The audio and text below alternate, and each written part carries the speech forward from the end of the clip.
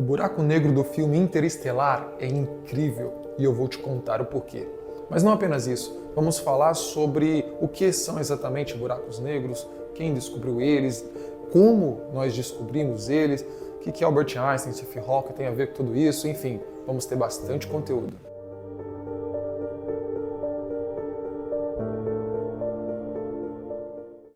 Bom, para poder modelar o buraco negro, o cientista-chefe do estúdio, o Oliver James, precisou de ajuda.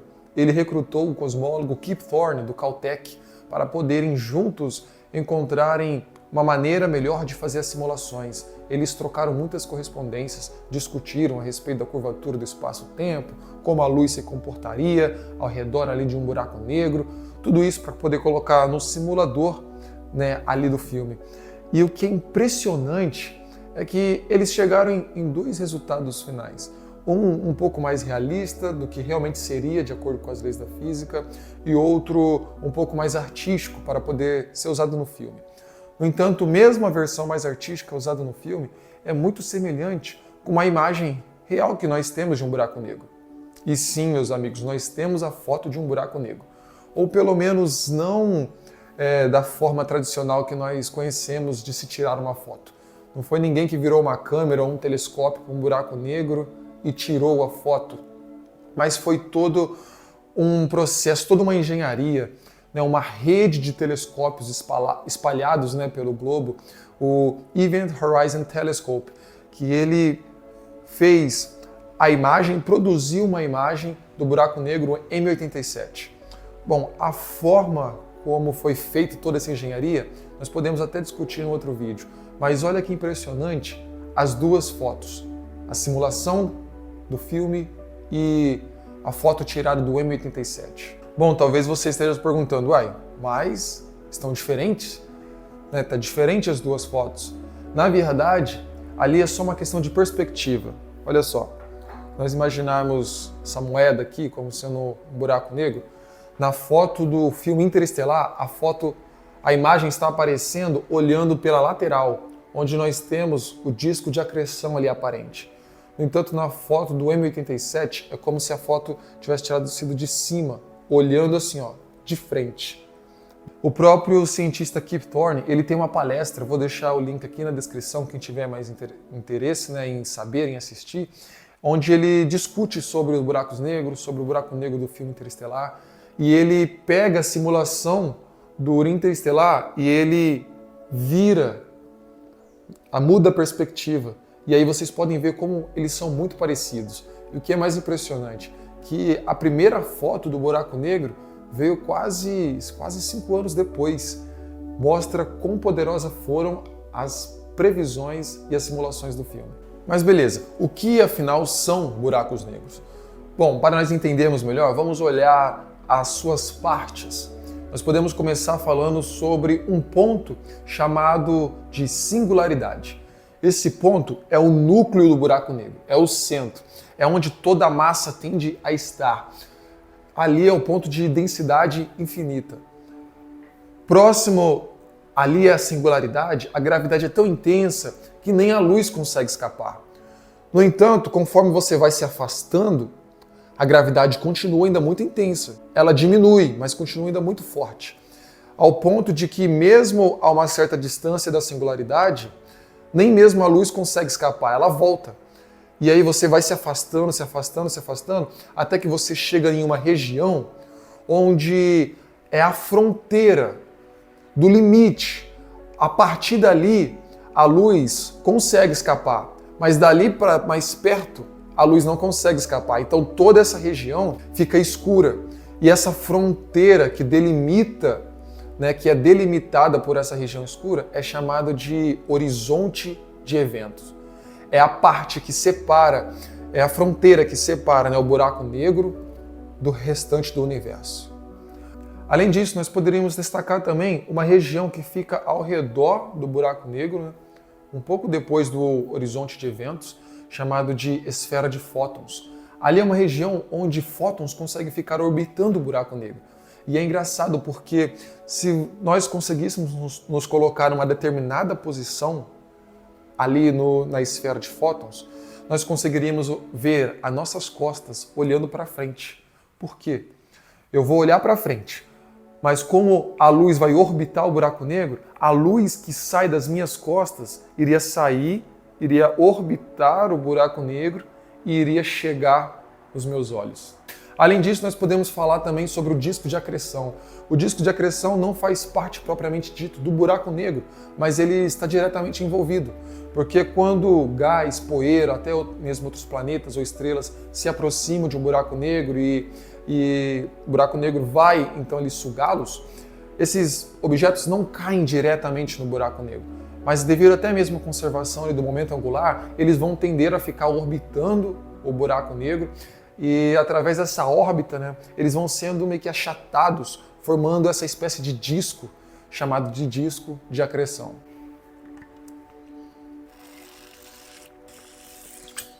Mas beleza, vimos então as partes que compõem o buraco negro, mas como eles se formam, E para entendermos a sua formação, precisamos olhar o final da vida das estrelas. E como que as estrelas funcionam, como que elas brilham. No interior das estrelas ocorre um processo denominado fusão nuclear. Os átomos mais leves, como hidrogênios, eles são unidos num processo de fusão e formam átomos mais pesados. Então, hidrogênios se unem e formam hélio. Os hélios vão se unir e vão formando outros elementos mais pesados. E aquilo ali, esses átomos leves, são chamados de combustível da estrela. O ponto todo é que a fusão nuclear libera muita energia. Então você vai ter tipo uma onda ali de energia querendo expandir o núcleo da estrela. No entanto, a estrela ela possui uma força gravitacional muito grande. Então, em contrapartida dessa tendência de expansão, nós vamos ter a própria gravidade da estrela querendo colapsar ela. E aí você vai ter o quê? Esse equilíbrio de forças. Enquanto você tiver combustível, essa força vai estar equilibrando com o colapso gravitacional. Mas em um determinado momento, o combustível da estrela vai acabar. E aí você não vai ter nenhuma força ali se opondo à gravidade. E aí então é nesse momento que a gravidade da estrela vence e aí ela colapsa toda a matéria ali no centro, no núcleo da estrela. A resposta final do que irá acontecer com a estrela vai depender da sua massa original. Estrelas com massas grandes, a partir de 3 vezes a massa do nosso Sol, já podem originar buracos negros nesse processo de colapso gravitacional. Porque quando toda a matéria for contraída naquele espaço pequeno, nós vamos ter tanta massa num espaço tão pequenininho que surge ali o que nós chamamos do quê? Da singularidade. É neste ponto de volume pequeno e de massa extrema que nós temos aquela densidade que vai tender ao infinito. Lembra lá da fórmula da densidade? Massa sobre o volume? Então a massa, quanto maior a massa, maior a densidade. Quanto menor o volume, maior a densidade também. Então você tem muita massa no volume pequeno. Mais show. E aonde nós podemos encontrar buracos negros no universo? Bom, nós temos alguns tipos de buracos negros. 2 deles são os buracos negros estelares, são aqueles que são oriundos da morte de estrelas, como esse que nós acabamos de falar. Esses podem ser encontrados vagando pelo universo. No entanto, outra coisa muito interessante é que nós sabemos que no centro das galáxias existem buracos negros enormes, com milhões até bilhões de vezes a massa do nosso Sol. Esses buracos negros são chamados de buracos negros supermassivos. A origem deles, como eles são formados, ele ainda é um mistério, mas é sabido que eles estão lá. A nossa própria Via Láctea possui um buraco negro, os Sagitários, com cerca de 4 milhões de vezes a massa do nosso Sol. Mas legal, olha só, além de tudo isso ser impressionante, a origem, a noção da ideia também é muito bacana de nós analisarmos. Um cara chamado John Michell, lá no século XVIII ainda, em 1784, ele imaginou o seguinte: a ideia da gravidade ali já estava sendo bastante discutida, pelo menos na ideia newtoniana, a ideia mais clássica. E ele pensou o seguinte: poxa, se eu jogo um objeto para cima e ele volta devido à força gravitacional, talvez exista uma estrela a partir de pelo menos 500 vezes a massa do Sol que a gravidade vai ser tão intensa que nem a luz dessa estrela vai conseguir escapar. Muito provavelmente essa luz vai sair e vai voltar, porque a gravidade vai ser muito grande. E aí ele imaginou que deve haver no universo estrelas escuras, que não podemos enxergar porque a gravidade não permite que a luz seja emitida. E ele chamou essas estrelas justamente de estrelas escuras. Anos depois, lá em 1905, Albert Einstein ele publica a teoria da relatividade restrita, onde ele começa a desconstruir um monte de conceitos físicos que nós tínhamos, sabe, muda, revoluciona completamente. Ele estabelece ali que a velocidade da luz é constante para todos os observadores. Ele já mostra que o tempo ele pode dilatar, sabe, o espaço pode contrair, ou seja, revoluciona completamente. Mas aqui já começa a revolução, mas gravidade e aceleração não estão incluídas na sua teoria. E aí, mais alguns anos para frente, ali em 1915, se não me engano, ele já publica a teoria da relatividade geral, onde ele inclui gravidade e aceleração e onde vai nos trazer uma nova ideia de como a gravidade funciona. Nessa teoria, ele tem o quê? A equação de campo.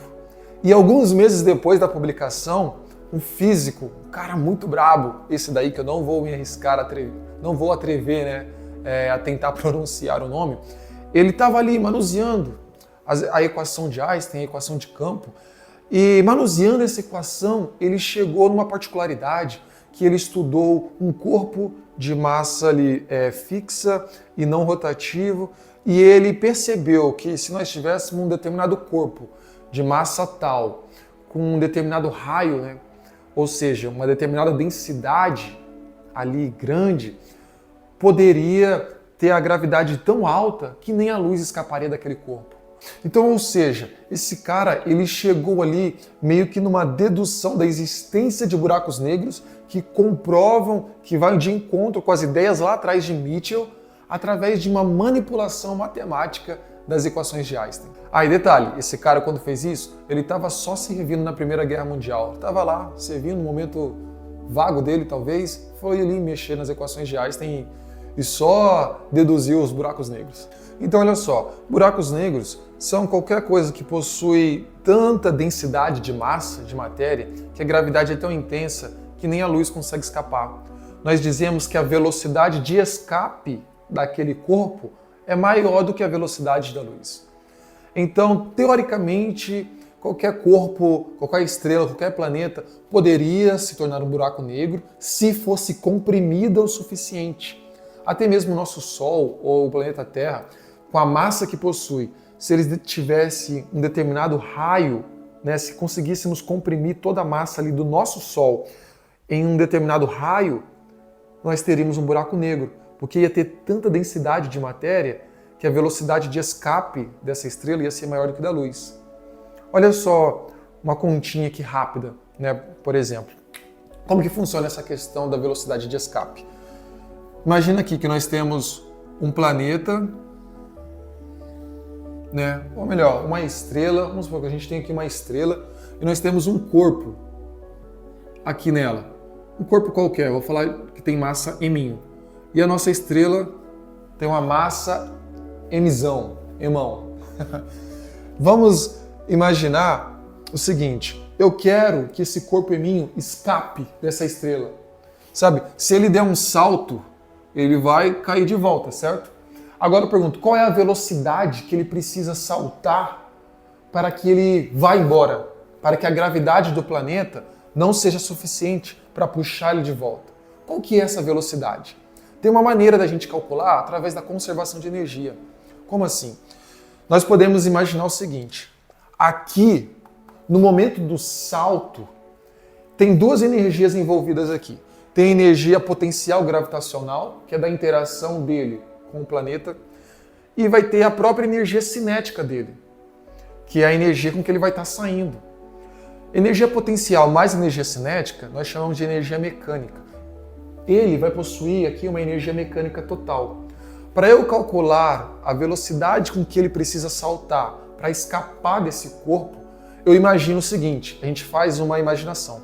A gente imagina ele chegando lá no infinito, A gente imagina ele estando infinitamente afastado do corpo-irmão. Se ele conseguir chegar infinitamente longe do corpo-irmão, eu posso dizer que ele escapou, certo? Do corpo, da estrela. E aí nós imaginamos que lá no infinito é um ponto onde ele não vai ter mais a interação da estrela, então nós dizemos que a energia potencial dele vai ser zero, e vai ser lá o ponto, como eu quero a velocidade mínima para ele escapar, eu vou imaginar que é a velocidade que ele vai escapar e vai parar lá no infinito. Se ele vai parar, também não vai ter energia cinética. Então nós dizemos que a energia mecânica dele lá no final vai ser zero também. E aí a gente faz uma conservação de energia. Como assim?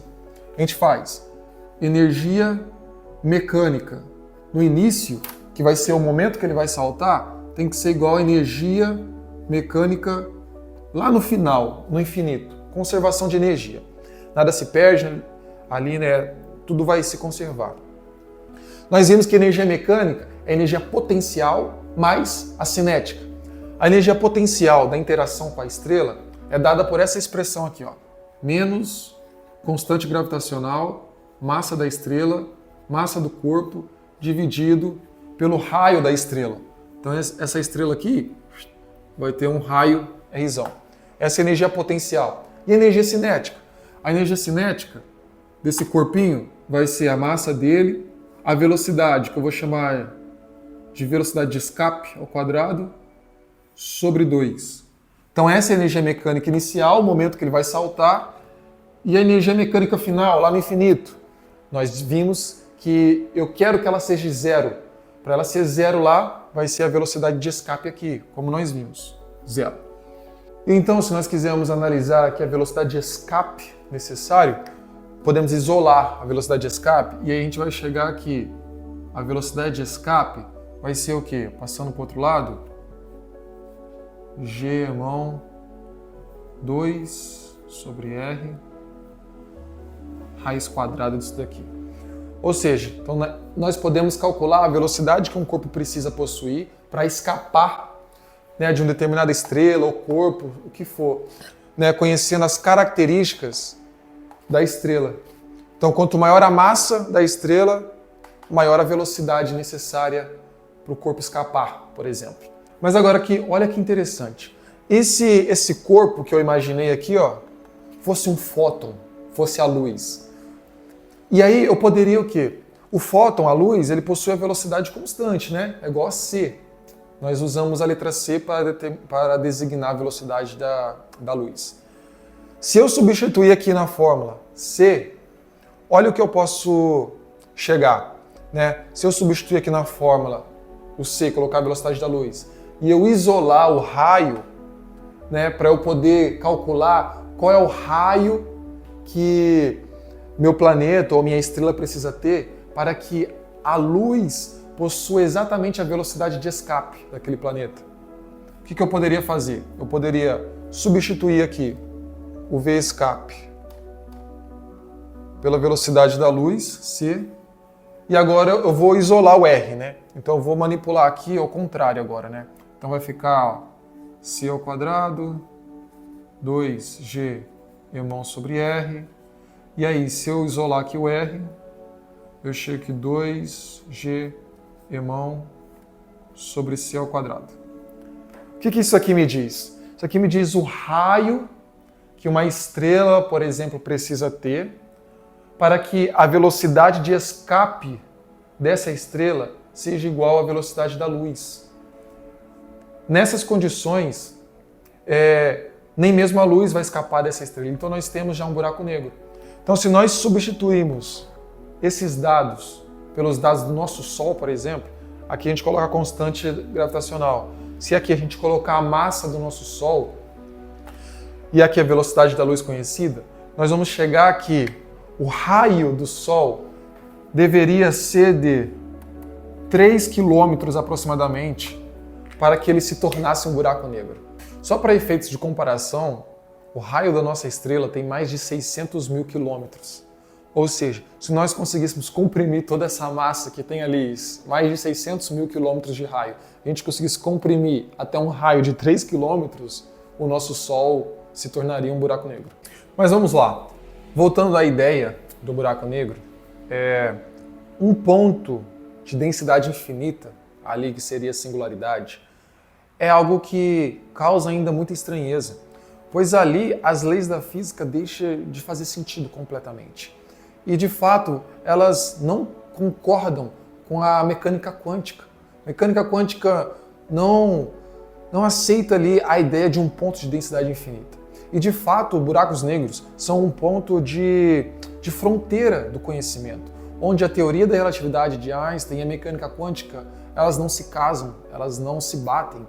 Inclusive, a tentativa da unificação da relatividade com a mecânica quântica é um dos maiores desafios da atualidade. E para piorar tudo isso, um cara chamado Stephen Hawking, ele fez um estudo sobre buracos negros. E ele, no estudo dele, ele fala que buracos negros não são eternos e ainda emitem radiação. E essa emissão, de radiação faz com que esses buracos negros possam ir perdendo massa e desapareçam em determinado momento. Ou seja, bugou completamente a comunidade científica, porque, ora, buracos negros não são pontos tão massivos que nada escapa? Como é que emite radiação? Então, radiação está escapando, ou seja,